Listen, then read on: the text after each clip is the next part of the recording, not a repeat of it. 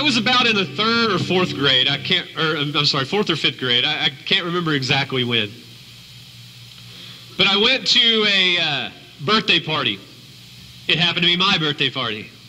It was my birthday party, and I had decided to have my birthday party at Malibu Grand Prix. Anybody in here remember that place? You're going to have to be, my age or older probably. But Malibu Grand Prix was in South Oklahoma City. They gave you these little, you could go drive these little IndyCar go-karts around a track. Now, it wasn't as cool as, what's this race place now? Yeah, it wasn't as cool as that because you only raced against the clock. It was one car at a time that went around this track. But the track was really cool, and it was really long. And you went around this track, and you just tried to beat the times. You didn't get to race head-to-head like you do now at pole position up there. But it was a cool place, and then inside it had an arcade and all sorts of stuff. When you went in to have your party, you could go play the video games and do all that fun stuff. So we were there for my it's 4th or 5th grade birthday, and I remember having all my friends there. I remember us playing the games. I remember in particular playing air hockey. And I was playing air hockey with my friends, and they're all lined up around the table, and me and this other guy, I believe it was Bart, was his name. We were playing air hockey, and I mean, it was intense because we were all very competitive 4th and 5th graders, and we always wanted to win, and air hockey was no different. It was going to be kind of a battle royal type thing. And so we're just slamming this hockey puck as hard as we can. And I remember it like it was yesterday. I lean down and I'm hitting this puck, and I hit it and it bounces back, and he hits it and it comes, and I had my finger over the edge. I had my finger over the edge, and it hit me, and instantly my finger was like this big, and when it hit me, everything went into slow motion. And I remember it like it was yesterday. I was there, and I took the paddle and I threw it down, and I said, "Fudge!"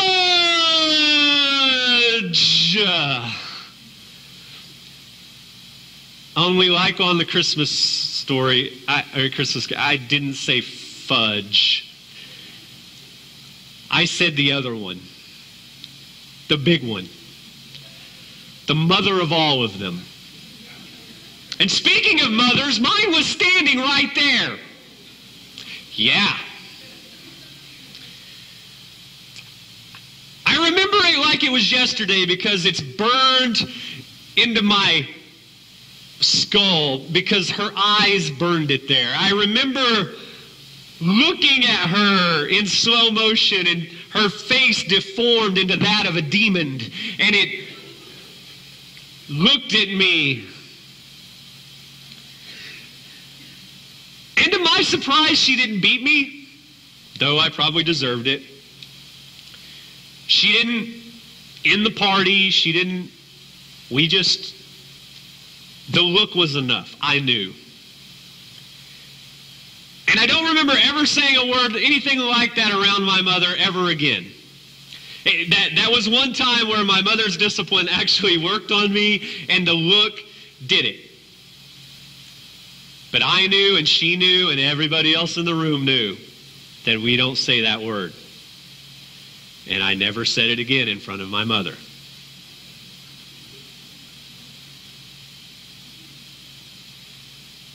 I did, however, become quite literate in that language for a while. Through my teenage years, I had a very large vocabulary of both words that you could find in Webster's dictionary and those that you could not. I basically talked like everybody else that was around me. Everybody that I was around during the day and at school, and then as I got older at work and things of that nature, I pretty much just fit in. I sounded like them. And we're going to talk about that for a couple minutes this morning when we're going to start our new series. It's called Why I? And I've been looking forward to this. I've been wanting to do it for a while, and it just hasn't fit in the time frame. But it fits now. And so we're going to do it for the next few weeks. We're going to be talking about why I. And this is one of the questions that was sent to me. And if you have a question of why I do something that I do, or why Christians in general do it, or whatever, or why I don't do something, you can send that to me on Facebook, email me, text me with it, or there are actually little slips of paper. If you want to remain anonymous, there's slips of paper back there by the offering boxes, and you can just fill that out. You can just write your question on there and drop it in there. Nobody will ever know who asked the question, but I will try to answer it in this series. And so we have a few that are already lined up, but I've got room for more. So if there's something that's on your mind, or just wondering why we do, it can be anything, why we do or don't do, or why I personally do or don't do something, I will answer that to the best of my abilities. Today, one of them I'm going to answer is why I don't. And I'm going to try to do a do and a don't each week, but it seems like the don'ts kind of usually win when people are asking me things. But the first one that was asked is, why don't you cuss? Why don't you use foul language? Why don't you do that? Because people have actually noticed that about me in the circles that I try to hang in. Believe it or not, I don't just hang out with church people. I try not to, because you guys get on my nerves. No, I'm just kidding. I don't just hang out with church people. I try to hang out with all sorts of people because A, I believe that's what God called us to do, and B, I just like people, so I like to be around people. But after talking with me for a while, they realized that while I don't normally or don't ever call anybody out for their language, I don't use that language. They're just words that I don't use. Now, as a little disclaimer here, when I say that I don't call people out for that kind of language, I don't on a normal situation. But if I am at Denny's or somewhere else, and we are eating a meal, and you are sitting at a table around me, and I have my wife and my daughter with me, or anybody else that I try to protect, if you are using language like you're on an air hockey table, I will probably come over and ask you to just at least lower your voices so that my daughter and my wife are not subjected to that, because that's just a cultural courtesy thing. It has nothing to do with God. I just don't want my daughter to be subjected to that, and I would appreciate you not doing it. So that's the only way that I call people out on it, and I do it in a nice and loving fashion the first couple of times. After that, I become a little bit more stern, but I never bring God into it, because I don't even know that it has anything to do with him. It's more me. And so as we go through this series, I'm going to be answering these questions, and I'm going to try to do it two different ways. I'm going to tell you what scripturally, what the Bible says about it, because sometimes there may be things that I don't do, that there's nothing in the Bible that really says anything about it. And so maybe I don't do it just because it's a personal conviction of mine. And so I'm going to share those with you as well. That's not to mean it has to be your conviction. That's just my personal conviction, and you can make up your own mind, and I can tell you my reasoning. The other thing, so I will tell you what the Bible says and what I say, and then you can make up your own mind on those things. So we're going to start with this one, why I don't cuss or use foul language. So we've already established that I have in the past. It's not that I don't know the words. It's not that I can't use the words. It's not that I haven't used the words in the past. I have, but there are reasons why I don't now, and I want to share those with you. This is a subject that if you go and you research it, you will get 1,000 different answers. This is kind of like what we talked about last week when I was talking about you can go and get yourself some flow charts and graphs and everything to support whatever side of this issue you want to have. You can do that here. Just Google it. Go and see.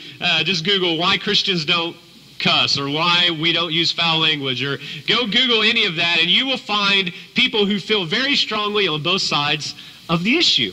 And so I just wanted to dig in myself and kind of find, and these are kind of the popular verses that most people do quote when they are against it. But this is the God why I don't use foul language. Ephesians 4:29 says this. Don't use foul or abusive language. I mean, realistically, I guess we could close it off now. But he goes on a little bit. He says, let everything you say be good and helpful so that your words will be an encouragement to those who hear them. So from a God standpoint, the words that I use are important. And I don't believe that a word necessarily is inherently evil. I don't believe that there is necessarily a word that is just, that's a bad word. They are made bad culturally.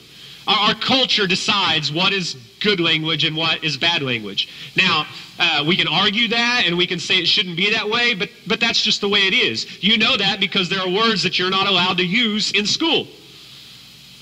George Carlin came out with a whole comedy bit about words that you couldn't use. There are words that are not culturally accepted in certain company. And so obviously culture has made certain words bad and certain words good. It's not the word itself, it's just a word. But it's what is behind those words. And I think to the gist of this verse, when it says don't use foul or abusive language, I think it has a lot less to do with the word and a lot more to do with the heart. Because when you use those type of words, it's normally not in a good fashion. For instance, an air hockey puck hits your thumb. I was not using that word to lift everybody in the room up and to make everybody's spirits better or to even make my thumb feel better. I was saying that because I was angry. Just like you say that when you're angry, when you hit your thumb with a hammer, or you paper cut yourself at your desk, or the OU defensive line can't stop a run to save their lives. You say those words. How appropriate is this message after OU Texas? I mean, give me a break. I had it planned long before I even realized that it was OU Texas weekend. And I had it planned long before I realized the Sooners were just going to lay down and let Texas walk all over them. And so it's rarely used. Those words are rarely used to lift people up. And they're rarely used out of a heart that is full of joy. They're rarely used to do what it says in Ephesians here, let everything you say be good and helpful. That word helped no one. I mean, it was obviously, it did help people know what to not say in front of my mother, but that would be a stretch. It wasn't helpful. And our words, so that our words should be encouragement to those who hear them, that wasn't an encouraging word. And Paul, writing here in Ephesians, he says something else kind of like it in chapter 5, verse 4. He says, obscene stories, foolish talk, and coarse jokes, these are not for you. Instead, let there be thankfulness to God. The words that come out of our mouth are important. Because I quoted the verse earlier when I was talking. Jesus said, out of the overflow of our hearts, our mouth speaks. So the words that you say are an image to what's in your heart. That is what we put out to people. It's a reflection of what's going on in our heart. And so when I use words that are inappropriate, then what happens is people take that and they see that as an image of my heart. And it might not be an accurate image. It may not be what I want my heart to be. It may not even be what my heart really is, but it's what they see. And contrary to popular belief, it does matter what people think. I get so mad when I hear people say, I don't care what other people think. Well, you should. You really should. And there are certain things you should care what they think about more than others, but you should care what people think. You know why? Because what they think about you is what they think about Christ. Because you are his ambassador. You are his representation here on this earth. So what they think about you is what they think about him. Are you representing him well? And so when I think about how I can represent Christ, I take that into account. The words that I say, I always try to make my words encouraging. I always try to make my words something that's going to lift people up. Now, that doesn't mean that you can't be sarcastic. If it meant you can't be sarcastic, then I'm going to hell. I mean, there's no way around it. It doesn't mean that you can't be sarcastic or have fun or kid with people. It doesn't mean that, but there's a difference. This is when the importance of what a word really means comes into play. Because remember I said words aren't inherently evil? For instance, the word hate. Somebody gets a new truck. I may look at their truck and I may go, man, I hate you. But they know I don't hate them. They mean that I'm committing another sin. They know that I don't really hate them. They just know it's an expression. I'm just saying, you're lucky. You're so fortunate. You're in such a better place than me. That's what that means. I hate you. It's not bad, necessarily. But then, when that same person,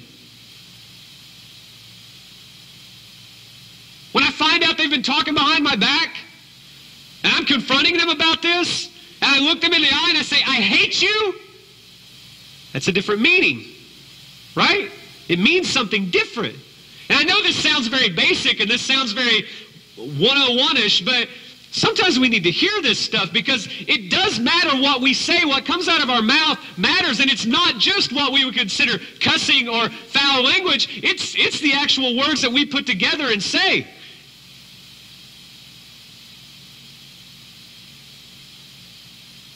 Because I would say if you were going to rate things on a scale and say, well, where do you rank cussing on this list? I'm going to rank it below, like, gossip. Or talking behind people's backs, backstabbing. I'm going to rank it below that. It doesn't make it good. It just means that I don't think it's as bad as the other. And you can get in your sin is sin thing. I understand all that. But what I'm saying is, it's not so much the words that are important, it's the heart. And your words are a reflection of your heart. And I don't want to give people the wrong idea about what's in my heart. So I choose not to say those words. I choose not to use words that culture and society has deemed as inappropriate. And if I'll just be real honest with you, there are words that I will use in front of my wife and my family that I would not use in front of some other people. You know why? Because they know my heart. They know why I'm saying what I'm saying. They know the reasoning behind the words that I'm using. They know that I picked that word for a specific reason. And don't get me wrong, I don't cuss out my friends and family. That's not what I'm talking about. I just mean there are even some other words. I wasn't going to go here, but here we go. Especially as Christians, we have a way of creating our own vocabulary. And we use substitute words.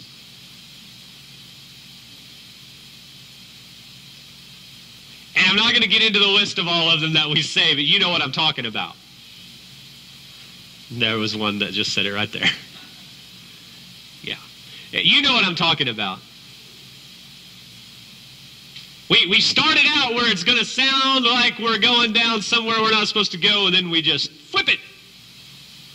That's not cussing. Technically, no. But what was in your heart when you were saying it? That's the check. This is the hard part. It's not about what you say. It's about what's in your heart. James chapter 3 talks about it. James, this is when I come to... This is why I don't cuss. I go back to James chapter 3. James chapter 3 is where he talks about taming the tongue. And he says the tongue is such a small part of the body, but in it, it holds the power to destroy, to build somebody up or to destroy somebody. It's such a small part of our body, yet if you take a horse and you put a bit in its mouth to control its tongue, you can steer this large 1,000-pound animal any direction you want it to go because of the power of the tongue. And he says it may be a little part, but look at the rudder on a ship. It's just a little part, but with just a small movement, it can change the course of a ship. So our tongues can change the course of our life.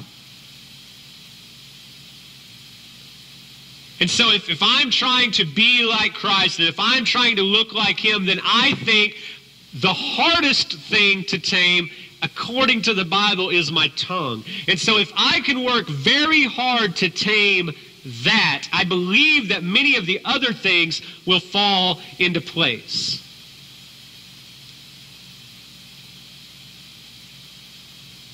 I don't use that language because I like to lift people up.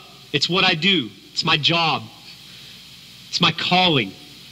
And it's hard to lift people up using those words. And then lastly, Paul said not to do anything that would be a stumbling block for others. And while I may think it's okay, and you may think it's okay for me to use certain language, if there's somebody there that doesn't think that, and it causes them to stumble and turn their back on God, that comes down on me. I take that responsibility very seriously. And so I can give you the biblical reasons you can find in Ephesians pretty easy. And then I can give you my example, which is James chapter 3. I take that pretty seriously. It's just not the right thing to do for me.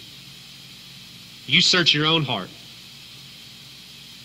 You look at your own heart and see if the words that you use are edifying others and lifting up Christ. If they are, then you're okay. But if not, then you need to get control of the words that come out of your mouth. Your words can lift people up or they can tear people down. And for some reason, we think it's okay for blessings and cursings to come out of the same vessel. And according to this, it's not.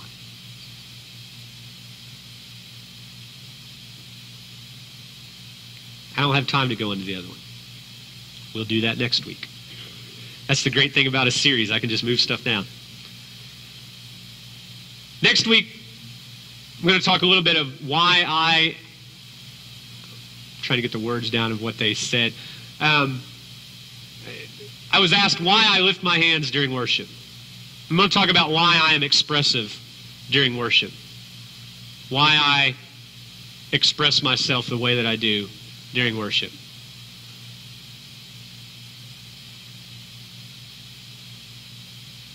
But for today, maybe the tongue is enough. Maybe if we can work on that this week. If we can control the things that come out of our mouths. You may say, John, I don't have a problem with cussing. Great, I'm so glad that you don't. Do you have a problem with talking about people? Because it's just as deadly. Do you have a problem with gossiping? It's just as deadly. Matter of fact, that's mentioned with a bunch of other bad sins, including adultery and murder. So, what comes out of our mouths is important.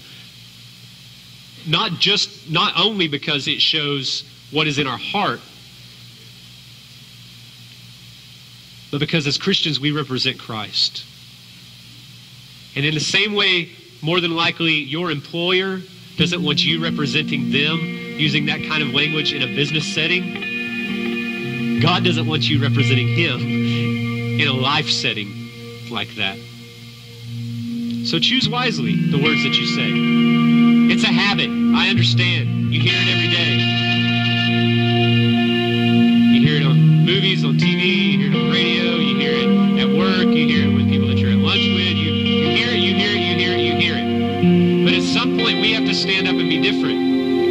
At some point, we have to take seriously the fact that we were called to be separate.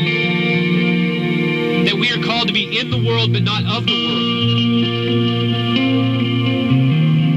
And if we try so hard to look like everybody and act like everybody and talk like everybody else, what in the world is different about us? How are people going to see a difference in us if we're not showing it to them?